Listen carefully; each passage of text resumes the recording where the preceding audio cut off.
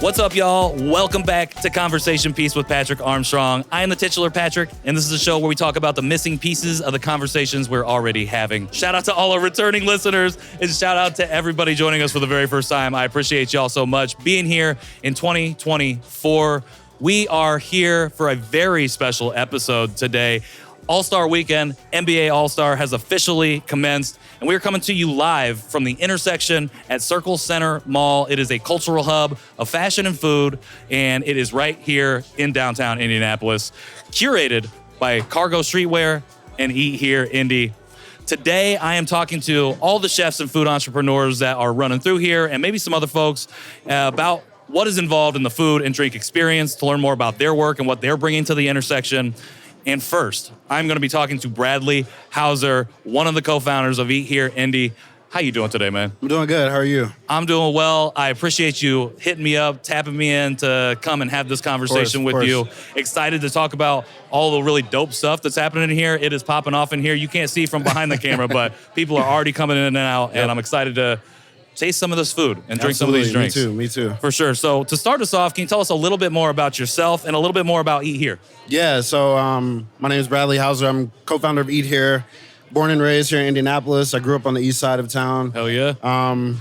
Been here my life just trying to cultivate new things, new products, and opportunities for people to just get showcased and ultimately make money from their showcasing. So, hell yeah, we're all about the money for absolutely. sure. All about getting it. When did you when did you found EatHere? When did that start? So we came up with the idea of EatHere Indy back in like 2017. We started an Instagram page, as a lot of people do. Yep. We saw a big gap. A lot of news coverage wasn't really talking about food. Okay. Everything was like lifestyle.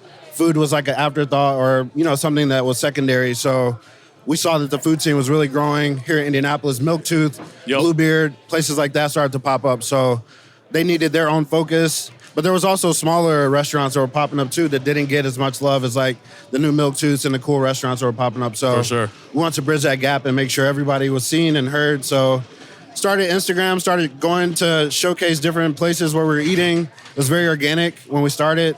We had no idea where it would go. Honestly, we were just posting on social.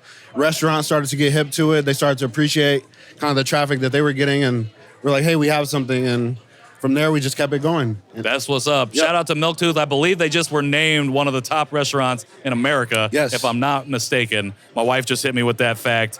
Were you always into like food, always into culinary stuff, or was it just like you said, you just noticed this gap when it came to the experience here? Yeah, it was a little bit of both. And I'll give you some far background. Like growing up in the east side, like we're in a food desert, right? There's not a lot of local options. I mean, I remember, using coupon books to like go to McDonald's or like Wendy's to buy food. And as you got older, we got in our careers, we were able to, dine at different places, get different experiences.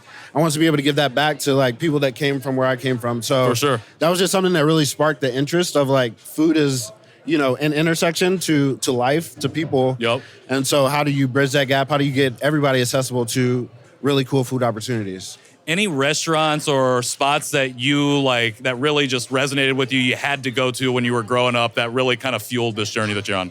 Yeah, I mean, I don't know. This isn't a local, but it was just a place that we always went to, like Cracker Barrel, for example, was just... Hell yeah, right off the highway, right, you know where it is. Right on the east side. And so that was just somewhere that was, it wasn't a fast food chain, but it was something you could get some decent quality food. But just over time, we ventured out, started to go to like nicer places like, I don't know, Charleston's, for example. Then I'm like, hey, there's cool local restaurants that are around that, could be showcased. So, we just tried to really go into different places that we could, personally. Yeah. And that, that wasn't really the plan with EatHere. Sure. But that was just something that, my family, as we were growing up, did just on Sundays or things to get together as a family. Well, it's always like that foundation. There's those foundational things that lead you to what you might be doing with EatHere. And like you said, you're bridging that gap, creating opportunities for folks who maybe don't get that shine like a Milktooth, and you're lifting everybody up. A rising tide raises all of our ships. So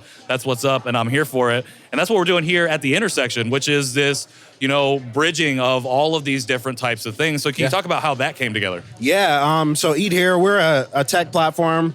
we're a one-stop shop that basically connects you to restaurants online. But our whole goal is to get you online, offline, right? We want to get you online just to get you in the space. But from there, we want to get you offline to a real experience in a restaurant. So we try to put unique events like this together that brings a bunch of different small vendors, small to large vendors together in one place, so people don't have to go a bunch of different places to try out new spots. Hell yeah. Yeah. And I like that it's one of those bridges is food and fashion. Like specifically, that's what we're doing. Cargo Streetwear, one of the people setting this up as well. Yes. How did that partnership come together? And when did you know that it was like, this is what we want to bridge? Like, this is the thing we want to do? So the guys over at Cargo, we're all on the NBA All-Star Committee and also good friends. And we've always just been trying to do something together. We never knew what we could do. I'm big into, I love fashion, just, trying out new clothes. And they've been one of the great retailers that gives you a nice mix of like places that, you don't really come across shopping in malls or, you have to go online. So they get those nice consignments. So we've always had like this passion to want to do something together. And it finally came to the intersection where fashion and food meets. I love it because I feel like it's such a Indianapolis thing. The crossroads, the intersection, like couldn't have a better name. And that's one of the things that I've loved. Like couldn't be a better time to do it than All-Star Weekend. Absolutely. And like I got to get over to Cargo. I'm right now repping St. Avenue, collaboration with Fitz, the artist. Yeah. Rocking that We Don't Run From Adversity cap. Mike G. Trying to get on that fashion for sure. Yep. So definitely gonna hit up Cargo. And I just love this collaboration, this combination of things that people from not just Indianapolis, but all over the world who are coming into our city can find and see. Like you said, places that are online, you don't get to necessarily physically go to. Now you get a chance to do those things. You get to see it here. It's a big weekend, man. As you know, everybody knows there's people from all over the world here. And so for us to be able to have this opportunity, we're, forever indebted. And just to get our brand out there to like a national audience. 100%. Yeah, we're excited. Absolutely. And like you said, you're a tech company, so you're like connecting people anyway. So when people come to Indy, they know to go to EatHere. Yes, sir. So they can figure out, where do I need to go? What spots do I need to hit up? Which brings me to this idea of bridging the gap. This show is about the missing pieces of the conversations that we have. That was literally one of the reasons that you started this company. From your perspective, what do you think is missing from the culinary conversation in this city, in Indianapolis? There's, several things that can be to really enhance the culinary scene. I think, local restaurants still need support. COVID destroyed local restaurants in a lot of ways, but what it did was create opportunity for, new innovation, new rules to be made, new ways to help restaurants. So I just think, now's the time to really invest into the local restaurant scene, more city dollars, more state dollars to really support these local entrepreneurs. So they can shine and thrive and compete with like bigger franchises that, kind of overshadow small businesses sometimes. So 100%. And I think that's why it's so important for something like this to exist, to put people on at a huge event in the city like this. And I can only see this being the groundwork for more types of these things, more types of these types of activations. For folks that are coming in from out of the city who get a chance to come to the intersection, get a chance to go, utilize EatHere, figure out the different spots in Indy that they really like, what do you hope that they take away about the culinary experience, about the culinary culture of Indianapolis when they leave? Yeah, we're diverse, right? It's not just one type of food in Indianapolis. Sometimes we get landlocked into the, same types of meal types, but there's so many different varieties of foods, different cultures, creating new dishes. We have Asian, we have, minority-owned businesses here. We have, all types of business here. So food is universal. Everybody eats, and, come eat at the intersection. Hell yeah, come eat at the intersection. So we've, like you said, we got all different kinds of diverse food groups, food entrepreneurs, food businesses here. We're going to be talking to a lot of these people who are coming through, who are posted up. Can you tell us just a little bit about who is here right now before we get a chance to talk to them? Yeah, so we're looking at Gib Got Tips. I'm excited to try her. I haven't even personally tried her yet. So to have her in the space and, be able to try her myself, that's going to be awesome. Illuminati's, we got Bull Grill. They're out of the AMP.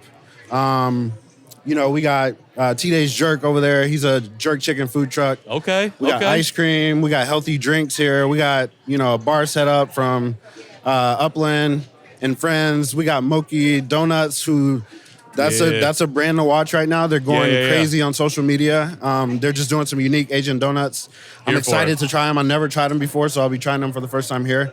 So we got a lot of mix of everything. That's what's up. I'm gonna be trying a lot of stuff for the first time too, and I'm really excited to get my hands on them donuts. That's like one of my vices. So I'm gonna lean into the vice today. Hey, do that. I'm leaning into the vice today. Do that. So how do people, as they're coming through the city, how do they find out? How do they get a hold of EatHere? How do they follow you? And how do they make sure they get here to the intersection this weekend? Yeah, so if you're, specifically looking for Indianapolis information, content, EatHere Indy is our Instagram for Indianapolis. EatHere.co is our website, so you can navigate the food scene in other cities, especially Indianapolis, but there's 28 other cities on the platform. Oh, hell yeah. Various categories from, free food to vegan to wine, women-owned. You can find what you need right in one place. So EatHere Indy for Indianapolis, but EatHere.co for the whole experience of what we're building. EatHere.co for the whole experience, yes, sir. All across the states, all across the contiguous United States. We got to have another conversation about that. That's another combo. 100%. Well, I appreciate all that you're doing. Before I let you go, I got to ask you one more question.